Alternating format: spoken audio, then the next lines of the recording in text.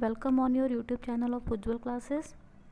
आज मैं आपके सामने लेके आई हूँ करंट अफेयर का सेशन, जो आपके आरआरबी एनटीपीसी और भी जितने भी एग्ज़ाम्स हैं, जैसे आपका एसएससी हो गया, ठीक है, या तो फिर और जितने भी एग्ज़ाम्स हैं सबका इम्पॉर्टेंट पार्ट रहने वाला है।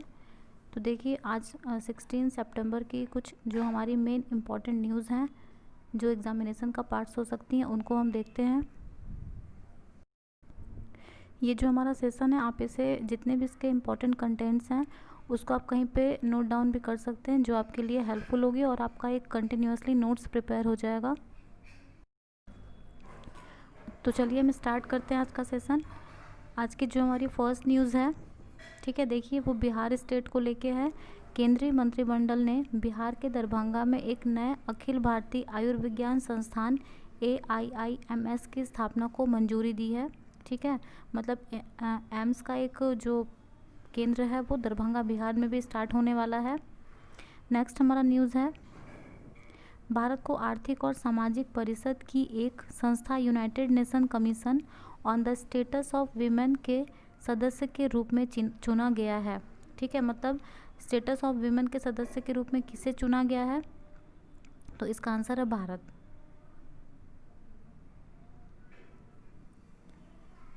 नेक्स्ट है, देखिए इसी में है, भारत 2021 से 2025 तक 4 वर्षों के लिए प्रतिष्ठित निकाय का सदस्य होगा। मतलब ये जो भारत को चुना गया है, भारत को कितने वर्षों तक के लिए चुना गया, तो 4 वर्षों के लिए। अब देख लीजिए, United nation commission of the status of women, इसका जो फॉर्मेशन है वो कब हुआ है, 21 जून 1996। हेडक्वार्टर है इसका न्यूयॉर्क USA। अधिकतर एग्ज़ाम में इसका हेडक्वार्टर ही एग्ज़ाम में पूछा जाता है कि कोई भी संस्था हो गई, कोई भी ऑर्गेनाइजेशन हो गई, तो हेडक्वार्टर उसका मेन इंपॉर्टेंट होता है।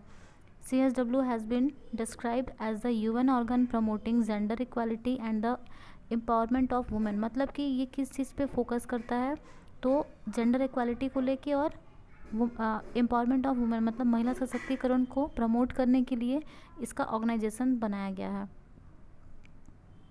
नेक्स्ट हमारी न्यूज़ है, विराट कोहली को शैक्षिक प्रौद्योगिकी कंपनी ग्रेट लर्निंग द्वारा ब्रांड एम्बेसडर के रूप में चुना गया है। ठीक है, तो विराट कोहली को कंपनी ग्रेट लर्निंग द्वारा, ठीक है, ये एक टेक्नोलॉजी बेस्ड कंपनी है। ठीक है, educational technology company great learning द्वारा विराट कोहली को अपना ब्रांड एम्बेसडर बनाया गया है। नेक्स्ट हमारा न्यूज़ है, नेक्स्ट, राजस्थान सरकार ने MSME पारिस्थितिकी तंत्र को विकसित करने के लिए सिडबी के साथ एक समझौते पर हस्ताक्षर किया है। ठीक है, ये देखिए, मीडियम एंड स्मॉल इंटरप्राइजेस, मतलब मध्यम और सूक्ष्म बिजनेस को लेके ये एक पारिस्थितिकी तंत्र बनाया गया है, जिसमें सिडबी के साथ किस राज्य ने समझौता किया, तो इसका आंसर है राजस्थान।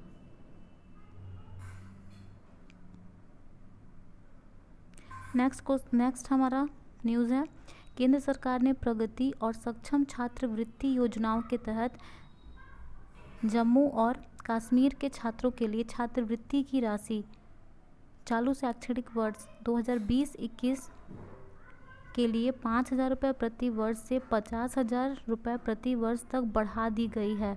मतलब कि प्रीवियस ईयर में जो स्कॉलरशिप का अमाउंट था वो 5,000 रुपये था, और इस साल इसको बढ़ाकर 50,000 रुपये कर दिया गया है। ठीक है, तो देखिए ये क्वेश्चन होगा, प्रगति और सक्षम छात्रवृत्ति योजना किस प्रदेश की योजना, मतलब किस केंद्र शासित की प्रदेश की योजना है, तो ये हो गया हमारा जम्मू एंड कश्मीर। ठीक है, और शैक्षणिक वर्ष 2020-21 के लिए कितना अमाउंट कर दिया गया, तो 50,000 रुपये। नेक्स्ट है, बैडमिंटन वर्ल्ड फेडरेशन BWF ने अगले 4 साल तक आरहूस में होने वाले थॉमस कप और उबेर कप को स्थगित करने का फैसला किया है। ठीक है, तो ये जो आरहूस है वो डेनमार्क का ही एक पार्ट है। ठीक है, तो ये स्थगित कर दिया, मतलब इसको पोस्टपोन कर दिया गया है फिलहाल के लिए। नेक्स्ट है, पूर्व क्रिकेटर सदाशिव रावजी पाटिल का हाल ही में निधन हो गया है, वो 86 वर्ष के थे।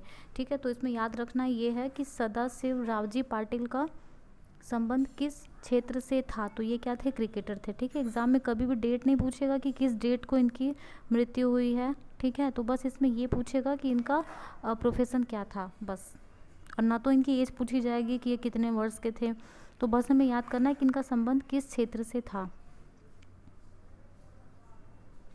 नेक्स्ट है, इंजीनियर डे के अवसर पर डाक विभाग ने राष्ट्रीय सुरक्षा सलाहकार अजीत डोभाल की मौजूदगी में भारत की पहली एंटी सैटेलाइट मिसाइल पर एक अनुकूलित माई स्टैम्प जारी किया है। तो मतलब इंजीनियर्स डे पे किसने माई स्टैम्प जारी किया है? तो डाक विभाग ने।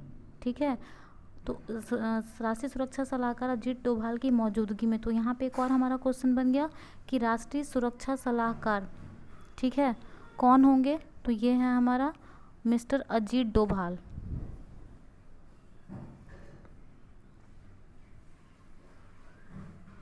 नेक्स्ट है हमारा defence research and development organisation DRDO successfully conducted an anti satellite missile test mission Shakti. ठीक है, तो मिशन शक्ति एक एंटी सैटेलाइट है from doctor APJ Abdul Kalam island in Odisha on 27 March 2019।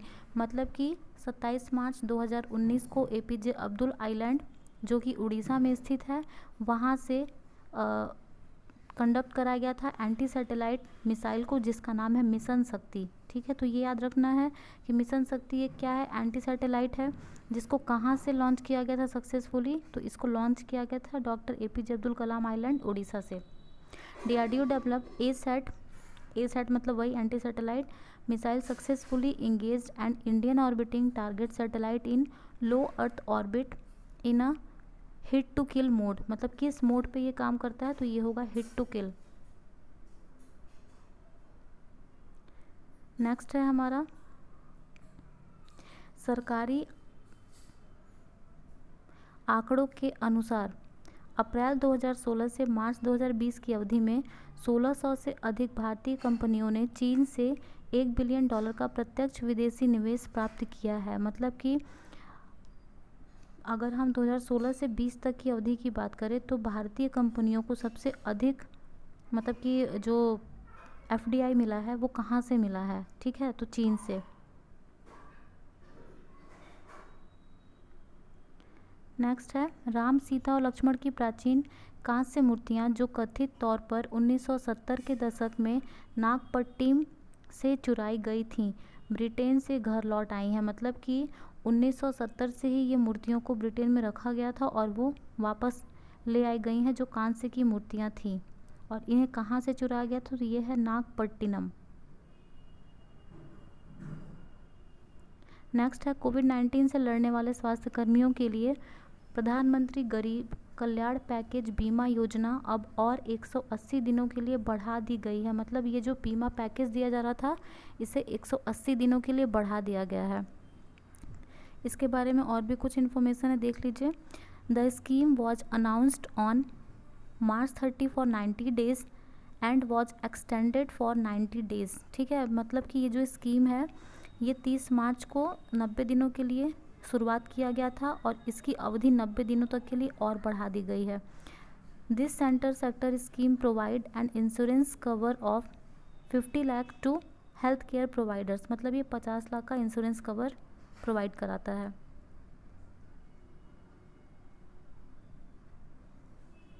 ADB ने भारत के लिए टोको कोनिशी को अपना नया कंट्री डायरेक्टर नियुक्त किया गया है।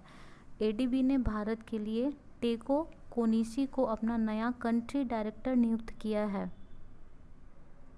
नेक्स्ट है आज कौन सा जो दिवस है मनाया जाता है?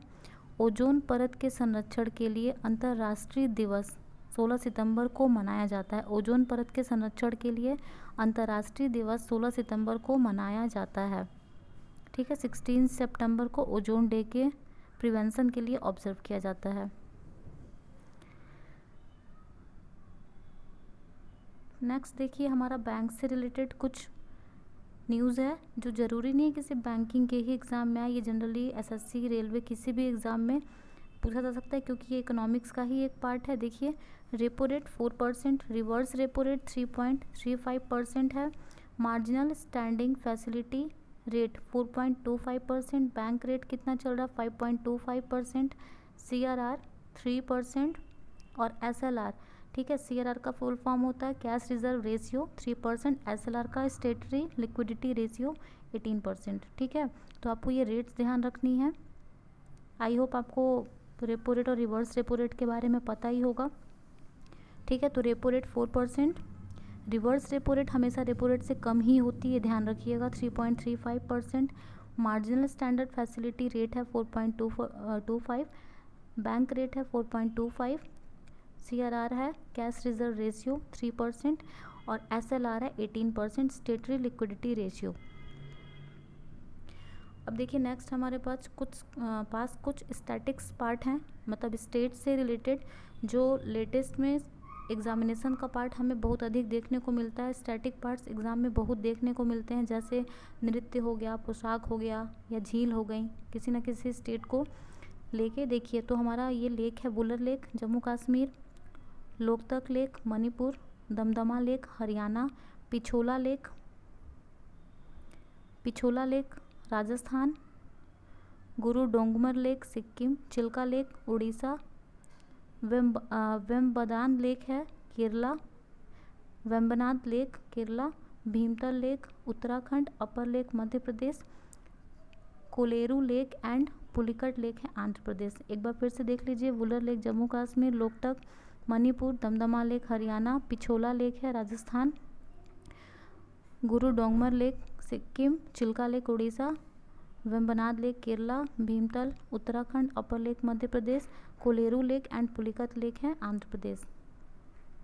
नेक्स्ट है हमारा कुछ एटॉमिक पावर प्लांट किस स्टेट में बनाया गया है, ये देख लीजिए। Kaiga atomic power plant Karnataka, Kakrapar atomic power Gujarat, Madras atomic power plant Tamil Nadu. ठीक है, नाम से कन्फ्यूजन हो सकती है, मद्रास तमिलनाडु। नरोरा है हमारा उत्तर प्रदेश में, Rajasthan atomic power plant Rajasthan, Tarapur atomic power plant Maharashtra, Kudankulam Tamil Nadu, Gorakhpur atomic power plant Haryana, Chutka atomic power plant Madhya Pradesh, Mahi Banswara atomic power plant Rajasthan, Kaiga Karnataka, Kovvada atomic power plant Andhra Pradesh, Mithi Virdi atomic power plant Gujarat. I hope ये आपको क्लियर होगा। प्लीज़ इसे एक बार रिवाइज कर लीजिएगा क्योंकि ये सारे ही एग्ज़ाम के इम्पॉर्टेंट पार्ट्स रहने वाले हैं। नेक्स्ट आपके लिए कुछ ऑर्गेनाइजेशन और उनका हेडक्वार्टर दिया हुआ है।